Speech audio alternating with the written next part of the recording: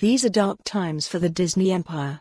The unified celebration that greeted its first two Star Wars entries, The Force Awakens and Rogue One, descended into rebellion with the release of The Last Jedi, one of the most divisive films in recent memory. Then came Solo, the first Star Wars movie to lose money. With future plans in flux, this is the last big screen adventure for the moment, with the franchise finding success in TV with The Mandalorian. Following the departure of original director Colin Trevorrow, J.J. Abrams has returned to close out the journey he started with The Force Awakens. One criticism of his previous film was that it leaned too heavily on nostalgia. If that's a problem for you, then The Rise of Skywalker is going to be a bumpy ride. Every possible reference and Easter egg you can think of is jammed into this carnival of fan service. But once the sugar rush of sentiment fades, it becomes clear these baubles are a distraction from a plot with no life. We catch up with Rey, Daisy Ridley, still fighting against both the First Order and the dark visions of her own future. On the other side is Kylo Ren, Adam Driver, racked with guilt at the deeds of his past and unsure what to make of his connection with Rey. But once the sugar rush of sentiment fades, it becomes clear these baubles are a distraction from a plot with no life.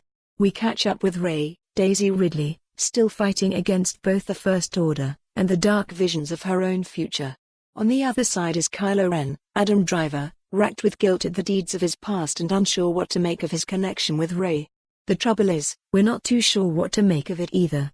This is a conclusion for characters who haven't been given time to breathe, the results of varying artistic and commercial visions that feel incomplete. Without the requisite development, we get supposedly climactic confrontations that are important only because the script says they are. Most of the contentious aspects of The Last Jedi are reworked or forgotten quickly, with certain twists feeling like a direct response to fan outrage.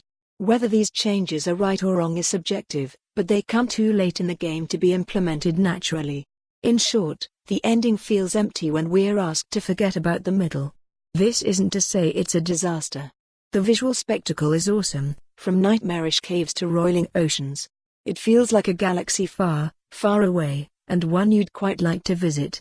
There's also plenty of fun moments as we accompany Finn, John Boyega, Poe, Oscar Isaac, and various others as they race between planets, interacting with cute new sidekicks vying for Baby Yoda's crown.